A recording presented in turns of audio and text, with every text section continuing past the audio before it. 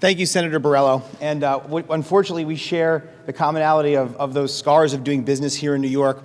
I'm someone who employed over 600 people in this state and understand firsthand what our small businesses face, which has always been a big challenge, but has only been magnified by COVID. So once again, we're here talking about a place where New York leads. New York leads this nation in high taxes, we're leading this nation in out-migration, and now we're leading the nation in the number one number of closures of restaurants across our state. A December study by the National Restaurant Association indicated that 54% of restaurants believe that they may have to close in the next 6 months. And this impact has been worse in New York City than anywhere else across our state. Over 1,000 restaurants have already closed in New York, and here we stand with no help forthcoming. Mayor Bill de Blasio's terrible policies in the city of New York have already put restaurants at great risk before the pandemic. And now the shutdown and anti-business policies have just been magnified by what's going on with COVID.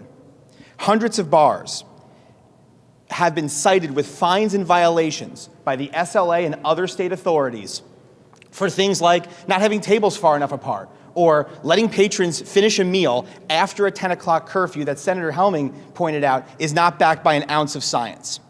Now, while I wholeheartedly believe that bars and restaurants who violate the law should be fined, the real question is, what should happen with these fines? My bill proposes a plan that these fines would be turned back to the belabored restaurant industry to make sure that people that depend on this industry for their jobs can survive. By providing this financial support at this critical time to the restaurant industry, we can ensure that our restaurants are able to rebound strongly from COVID.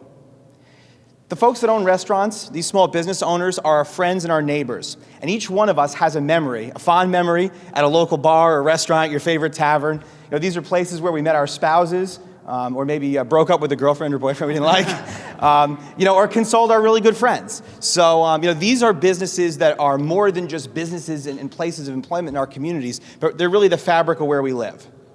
They need our help more than ever. And if this package is given a vote on the floor by the majority, I'm confident that we can deliver for this industry at a time when it's most critical.